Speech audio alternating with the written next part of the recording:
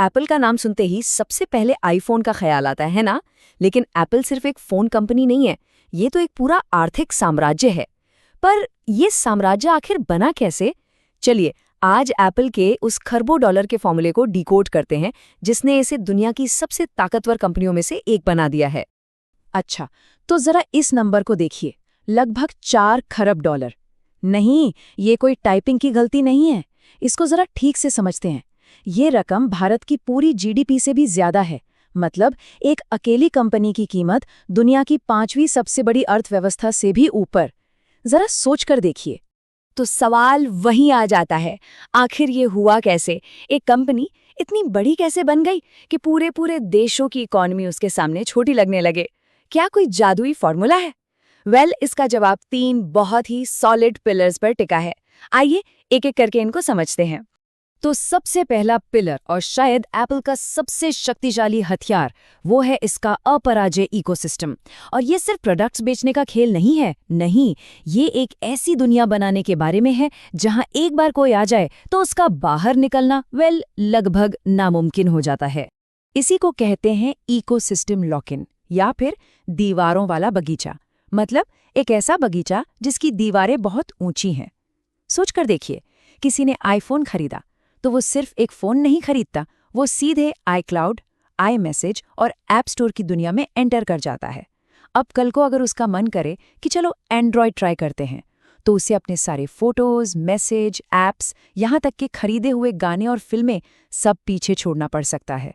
इसी को कहते हैं स्विचिंग कॉस्ट, और यही कॉस्ट है जो एप्पल वॉच या मैक खरीदने के फैसले को इतना आसान और स्वाभाविक बना देती है। तो ये रणनीति काम कैसे करती है? देखिए, एक तरफ है एप्पल का प्रीमियम हार्डवेयर, मतलब वो डिज़ाइन, वो क्वालिटी, और दूसरी तरफ है उनका अपना सॉफ्टवेयर, उनका ऑपरेटिंग सिस्टम। जब ये दोनों चीज़ें एक साथ मिलती है ना, तो एक बिल्कुल सहज, एक ज़बरदस्त स्मूथ अनुभव बनता है जो कोई और कंपनी दे ही नहीं पाती। और बस यही अनुभव ब्रांड लॉयल्टी बनाता है, उस ज़्यादा कीमत को सही ठहराता है और ग्राहक को उस इकोसिस्टम में बांधे रखता है। और ये सिर्फ एक एहसास या मार्केटिंग की बात नहीं है, ये नंबरों में दिखता है। 2023 में आईफोन की बिक्री से 52% कमाई हुई। लेकिन यहाँ गौर करने वाली बात है सेवाओं का 22% हिस्सा। मतलब Apple store, Apple music, iCloud, ये सब मिलाकर अब एप्पल की कमाई का दूसरा सबसे बड़ा जरिया है। इससे साफ है कि कंपनी अब सिर्फ फोन नहीं बेच रही, वो हर डिवाइस के ऊपर एक लगातार चलने वाली सर्विस भी बेच रही है। और यही चीज इस इकोसिस्टम को और भी चिपचिपा बना देती है। तो इस इकोसिस्टम का पैमाना कितना बड़ा है, सोचिए। इस वक्त दुनिया भर में 2 अरब से ज्यादा एक्टिव एप्पल डिवाइस हैं। ये सिर्फ ग्राहक नहीं है, ये एक पूरी सल्तनत है जिसके किले बहुत मजबूत हैं। लेकिन एक मजबूत इकोसिस्टम ये तो कहानी का सिर्फ एक हिस्सा है। आते हैं दूसरे पिलर पर, वो चीज जिसने एप्पल को एक ऐसी खरबों डॉलर की मशीन में बदल दिया जो गलती नहीं करती, और वो है टिम कुक की ऑपरेशनल मास्टर क्लास। देखिए, स्टीव जॉब्स एक स्वप्नद्रष्टा थे। उन्होंने आईफोन जैसे क्रांतिकारी प्रोडक्ट्स बनाए। टिम कुक वो एक रणनीतिकार हैं। जहां जॉब्स का जादू बॉक्स के अंदर यानी प्रोडक्ट में दिखता था, वहीं कुक का इनोवेशन पर्दे के पीछे चलता है। सप्लाई चेन, अपने खुद के चिप्स, सस्टेनेबिलिटी, इन चीजों में उन्होंने एप्पल को एक बेहतरीन प्रोडक्ट कंपनी से एक बेहतरीन ऑपरेशन कंपनी बना दिया। और इसका असर वो तो हैरान करने वाला है। 2018 में एप्पल की वैल्यूएशन थी 1 खरब डॉलर। सिर्फ 2 साल बाद 2020 में ये 2 खरब हो गई, और फिर 2 साल बाद 3 खरब। ये जो विस्फोटक वृद्धि है ना, ये सीधे सीधे टिम कुक के ऑपरेशनल जीनियस का ही कमाल है। टिम कुक का एक मशहूर कोट है जो उनकी फिलॉसफी को बिल्कुल साफ कर देता है। वो कहते हैं, कोई भी खट्टा दूध नहीं खरीदना चाहता। इसका मतलब सिंपल है, एक जबरदस्त प्रोडक्ट बनाना ही काफी नहीं है।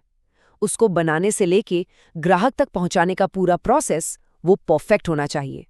सप्लाई चेन में जरा सी भी गड़बड़ का मतलब है सीधा प्रॉफिट पर चोट, और टिम कुक के एप्पल में इसकी कोई जगह नहीं है। तो ये पर्दे के पीछे वाले नवाचार है क्या?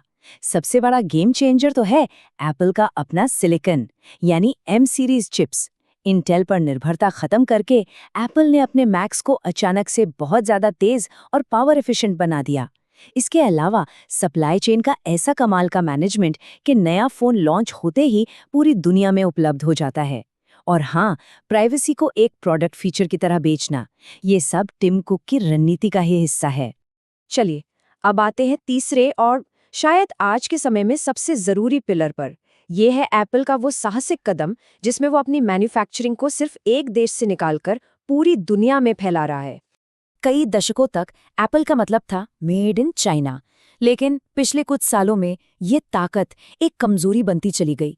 अमेरिका और चीन के बीच बढ़ता भू राजनीतिक तनाव, चीन में बढ़ती लेबर कॉस्ट्स और फिर कोविड के समय हुए लॉकडाउन, इन सब ने एक बात बिल्कुल साफ कर दी कि अपने सारे अंडे एक ही टोकरी में रखना कितना ज्यादा खतरनाक हो सकता है। तो इस खतरे का जवाब क्या था? जवाब था चाइना प्लस वन रणनीति। सिंपल शब्दों में इसका मतलब चीन को छोड़ना नहीं है, इसका मतलब है चीन के साथ साथ प्लस वन, यानी एक और देश में मैन्युफैक्चरिंग का एक सॉलिड बेस तैयार करना। यह सप्लाई चेन को मजबूत बनाने का और किसी एक देश के राजनीतिक जोखिमों से बचाने का स्मार्ट तरीका है। और एप्पल इस रणनीति को बहुत बड़े पैमाने पर लागू कर रहा है।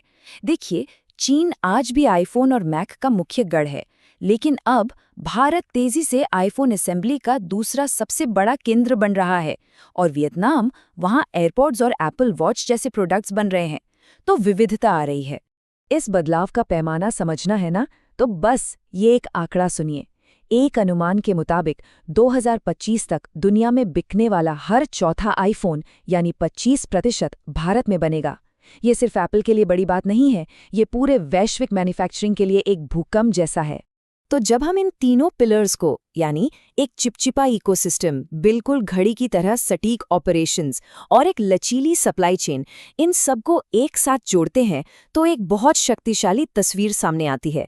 इसे हम दी एप्पल पैराडाइम कह सकते हैं। और शायद एप्पल का असली राज यही है। एप्पल का सबसे बड़ा प्रोडक्ट आईफोन नहीं है, उसका सबसे बड़ा प्रोडक्ट है एप्पल द कंपनी इटसेल्फ। एक ऐसी मशीन जो डिजाइन, टेक्नोलॉजी और वैश्विक ऑपरेशंस को इस तरह से जोड़ती है जैसा दुनिया में कोई दूसरा नहीं कर सकता। तो अब जब एप्पल आर्टिफिशियल इंटेलिजेंस और विजन प्रो जैसे बिल्कुल नए क्षेत्रों में कदम रख रहा है, तो सबसे बड़ा सवाल यही है, क्या उसका ये आजमाया हुआ फॉर्मूला, ये एप्पल पैराडाइम, उसे अगले खरब डॉलर के उद्योग का भी बादशाह बना पाएगा? इसका जवाब जो भी हो, वही टेक्नोलॉजी की दुनिया का भविष्य लिखेगा।